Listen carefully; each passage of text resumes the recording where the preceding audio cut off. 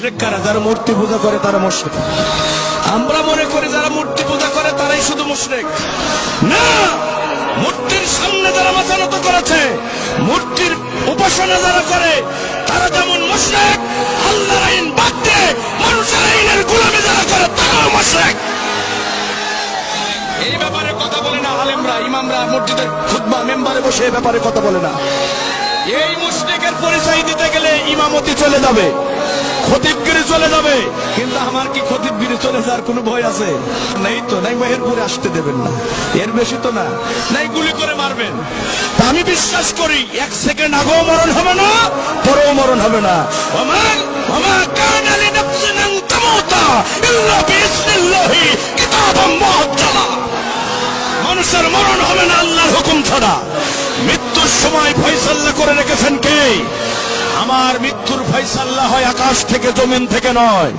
মৃত্যুর ফয়সালা যদি হয়ে যায়, না হয়, মৃত্যুর ফয়সালা যদি না হয়, আল্লাহ যদি বরাদ্দ মৃত্যু না দেন, বন্দুকের নলটা বুকের সাথে ধরে বারবার ট্যাগারে টেপ দেবে, একটা বুলেট বক্ষ ভেদ করতে পারবে না।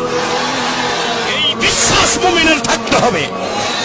এজন্য কোরআনের হক কথা বলতে হবে, জাতির মানুষকে বাঁচাতে হবে। আমার ইমাম খতিব ভাইদেরকে বলছি, ইমামতের পরোয়া করবেন না, কোন বাতিলের চক্রাঙ্গানিকে পরোয়া করবেন না। রিজিকের ফয়সালা করে কে? খাওয়াই কে? আল্লাহ উত্তম রিজিক দাতা। এজন্য ইমামতি চলে যাক, তারপরে জাতির মানুষের ইমান বাঁচাতে হবে। মূর্তির সামনে যারা মাথা নত করেছে তারা যেমন মুশরিক হয়ে গেছে, আল্লাহর আইন বাদ দিয়ে মানুষের তৈরি করা আইন প্রতিষ্ঠান আন্দোলনে যারা অংশগ্রহণ করেছে তারাও মুশরিক হয়ে গেছে। কারণ সেজদা পাওয়ার মালিককে কথা বলতে হবে। এই মাথাটা দিয়ে সেজদা দেবেন কারে? আল্লাহ ছাড়া কাউকে সেজদা দেয়া জায়েজ? যদি সেজদা দেন তাহলে আপনি শিরিক করলেন। এটা বড় শিরিক না ছোট শিরিক? শিরকে আকবার। এ ভাই, যতগুলো কারণে মানুষ কাফের হয়ে যায় তার মধ্যে 1 নম্বর কারণ হলো আল্লাহর সাথে শিরিক করা। মানে শিরকে আকবার, আমার লেখা বই আছে না, ঈমান বিনষ্টের কারণ, পড়েন না আপনারা? 1 নম্বর কারণ হলো আল্লাহর সাথে শিরিক করা। আল্লাহর সাথে গোটা দুনিয়ার উলামায়ে কেরাম এ ব্যাপারে একমত। কেউ যদি শিরকে আকবার করে সে আর মুসলমান থাকে না, সে কাফের হয়ে যায়, সে বেঈমান হয়ে যায়। ভাইরা আমার, সেজদা পাওয়ার মালিক আল্লাহ। আল্লাহরে বাদ দিয়ে, আমি সেদিন নতুন মদনা ঢাকায় বলেছিলাম এ ব্যাপারে দীর্ঘ সময়, আল্লাহরে বাদ দিয়ে মূর্তির সামনে মাথা নত করলে যেমন ঈমান নষ্ট হয়ে যায়, লোকটা কাফের হয়ে যায়, মুশরিক হয়ে যায়, অনুরূপ ভাবে আইন দেওয়ার মালিককে আলা লাহুল খালকু ওয়াল আমরু। আল্লাহ বলতে সাবধান সাবধান, সৃষ্টিটা আইন চলবে। কথা বলতে হবে মেহেরপুরের মুসলমানের, আকাশের স্রষ্টাকে, জমিনের স্রষ্টাকে, গ্রহ নক্ষত্র তারকারাজি সৃষ্টি করেছেন কে? এখানে রাজত্ব চলবে কার? ব্রিটেন কিংবা আমেরিকার রাজত্ব আমরা মানি না, দিল্লি কিংবা ওয়াশিংটনের আইন আমরা মানি না। আমি আল্লাহর গোলাম, প্রতিদিন ফজরে, জোহরে, আসরে, মাগরিবে, সাথে হবে রে তাহাজ্জুদে যে মাথাটা আল্লাহর কাছে নত করেছি, আমার এই মাথা দুনিয়ার কোন জালেম স্বৈরাচারীর কাছে নত হতে পারে না।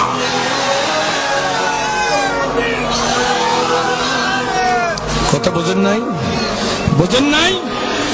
ইন্নাশ শায়াতিনা লা ইউহুনা ইলা আউলিয়াইহিম লিউজাদিলুকুম ওয়া ইন আতাতুমুহুম ইন্নাকুম লামুশরিকুন। সূরা নামের 121 নম্বর আয়াত। একটা কথাও বানিয়ে বলবো না। আল্লাহ আইন দিয়েছে, শয়তানও আইন দিয়েছে। আল্লাহর আইনের এগেইনস্ট আইন দিয়েছে কে? কথা বলেন না কেন? শয়তান আইন দিয়েছে। এখন আল্লাহর আইন বাদ দিয়ে শয়তানের আইন দ্বারা মানবে, ইন্নাকুম লা মুশরিকুন। ইন্না মানে নিশ্চয়, লা মানে অবশ্যই, অবশ্যই অবশ্যই তারা মুশরিক। কে বলছেন? কে বলছেন? তুমি বলো আমি কি নামাজ পড়িনি, আমি কি ইমানদার না? আল্লাহ বলছে তুমি ইমানদার মুশরিক, তুমি ইমানদার মুশরিক। কথা বলেন না? এ ভাই, আমি তো কোরআনের ওই আয়াতটা দেখে বিস্মিত হয়ে যাই। ওমা ইউমিনু আকসারুহুম বিল্লাহি ইল্লা ওয়া হুম মুশরিকুন। অধিকাংশ ইমানদার ঈমান আনার পরে মুশরিক হয়ে যাবে। কার কথা? কার কথা?